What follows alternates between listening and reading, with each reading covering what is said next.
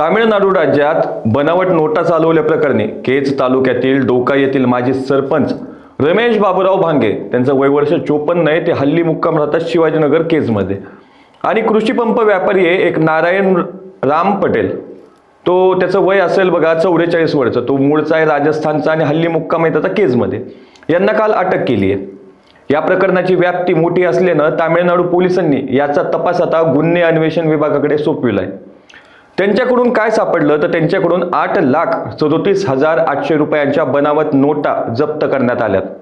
21 जानेवारी रोजी हे दोघे MH 44Z2383 या क्रमांकाच्या कारनं तिरुचिरापल्ली जिल्ह्यात गेले होते. धुवाकुडी येथील एका पेट्रोल पंपावर इंधन भरल्यानंतर त्यांनी 200 रुपयांच्या बनावट नोटा दिल्या.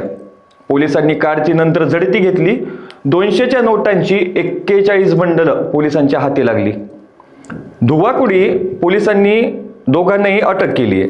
आता प्राथमिक चौकशीत धक्कादायक माहिती समोर आली आहे. या दोघांनी मदुराई, पुदुक्कोट्टई आणि तंजावर या भागात आधीच मोठ्या प्रमाणावर बनावट नोटा चलनात आणल्यात.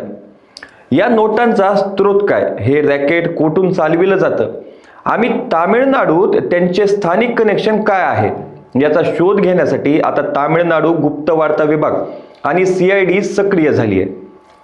या कारवाईमुळे केज आणि बीड जिल्ह्यात मोठी खळबळ उडाली असून या प्रकरणाचे धागेदोरे आंतरजातीय टोळीशी जोडले गेल्याचं स्पष्ट होत आहे. अशाच ताज्या अपडेटसाठी लोकाशा टीव्हीला सबस्क्राईब करा आणि लाईक करायला विसरू नका.